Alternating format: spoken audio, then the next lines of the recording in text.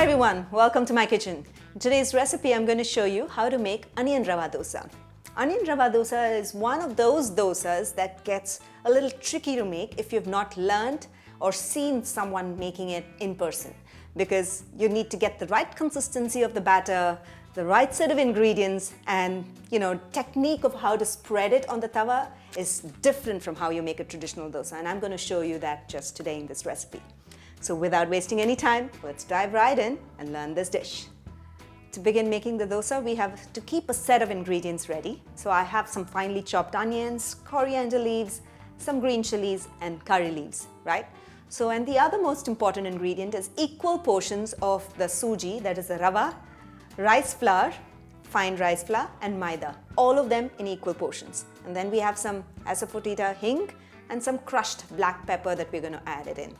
Okay, so now we need a large mixing bowl. Make sure that you have a large bowl because it's going to get a really diluted mixture. So into this bowl, we're going to add in the rava, the rice flour,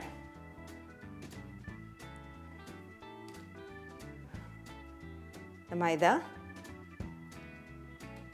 and the coriander leaves, onions, green chilies, some curry leaves, and we'll crush in some black pepper coarsely, not make it like a powder, but it has to be coarse so you get a bite of the pepper when you actually eat the rava dosa.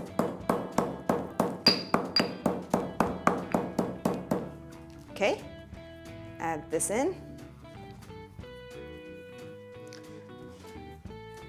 The asafoetida perengayam hing.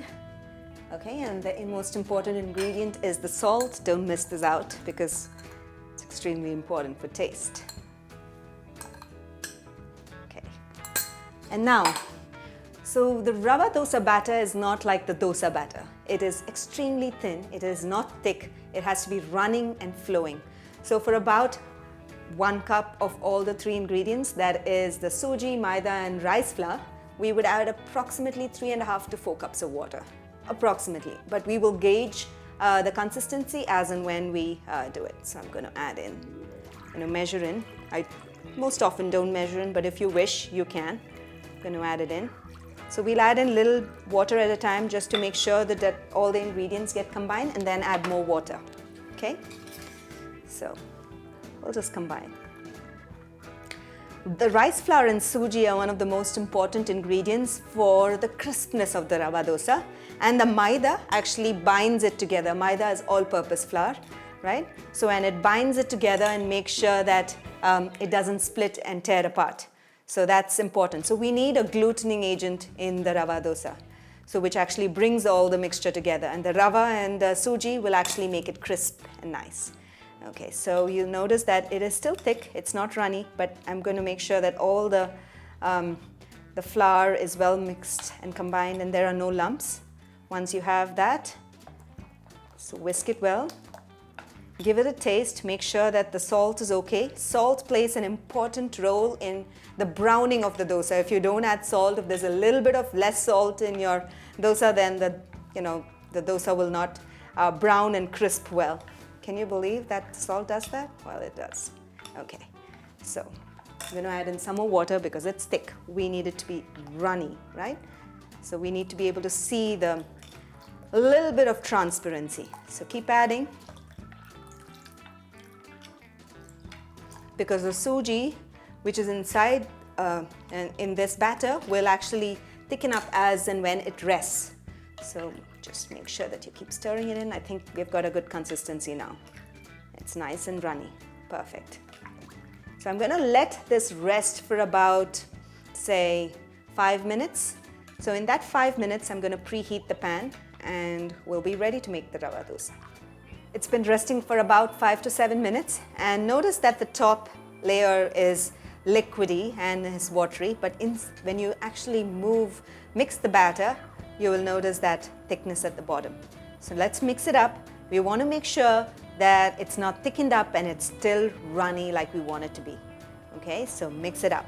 So this is very important. This is a very crucial stage to making the rava dosa, to make sure that the mixture is runny. I think it's okay.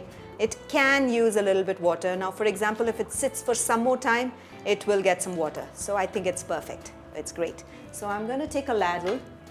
So now I'm going to take a big mixing ladle. Make sure that my pan is well heated, right? So I'm going to preheat my pan. You need a nice big ladle like this that will hold the batter well, and then you can pour it, right? So now let's move on to the pan now that we know that the rava dosa batter is ready. So I've preheated the pan. So you know the pan has to be hot, sizzling hot, unlike a regular dosa where you make sure that it's on medium heat, because if it's on high heat, the dosa will tear apart. But here we want the dosa to just spread itself out, right? So for that, I'm just going to sprinkle some water. So when the water sizzles, then you know it's ready. But I feel that it can get a little more hotter, right? So it has to really sizzle up, right? It has to sizzle up. So I'm going to wait for a few more minutes and we'll get to that heat. Okay, I'm going to try once again and spread. There you go. So now that the dosa tawa is nice and hot, what we have to do is to mix it up. Once again, it's getting thick. I'm going to add in just a little more water because we wouldn't want the dosa to be very thick, right? It has to be runny, so it'll just spread itself out when we are making the rava dosa. Okay, there you go. So now we'll take this rava dosa and we are going to make sure that it spreads itself. We don't have to spread the batter. Notice that the dosa is spreading itself and it forms holes. So that's exactly how we want it to be. Perfect. That's it. Fill in the bigger holes so it doesn't tear apart. And that's how you make a rava dosa. At this stage, turn the heat to low. Because now, once it's spread, you want the rava dosa to cook on low to medium heat so it becomes perfectly cooked and crisp. Okay? And we'll drizzle some oil around. Make sure you drizzle it in the holes as well so that all those areas get crisp.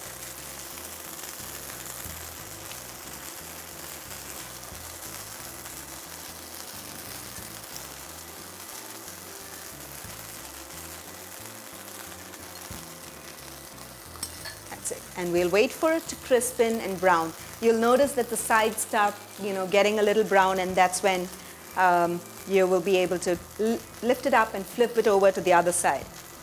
Notice that it's getting browned, and you have to make sure that it gets browned around the edges as well. So gently take it and flip it to the other side.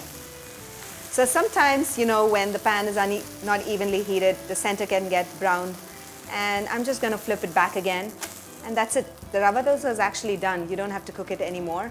It's nice and crisp. We'll flip it and transfer it to the pan. Right?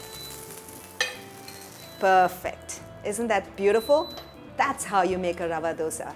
I hope you enjoyed watching the recipe of how to make the rava onion dosa. Well, it can get a little tricky if you're making it for the first time, but do keep trying it with the little tips and tricks that I showed you, and you will master it. And the most important thing is how you spread the dosa. Just to remember that, make sure the tawa is hot and make it. So you can serve the rava onion dosa for breakfast or a weeknight dinner along with a tomato onion chutney, sambar and a coconut chutney. Do give it a try. When you do, share your feedback in the comments below because I always love to hear back from you. And one more thing, don't forget to subscribe to my YouTube channel because every week I'm going to be showing you such wonderful recipes that can make life and cooking easy and fun in your kitchen. So until then, until next time, happy cooking and healthy eating.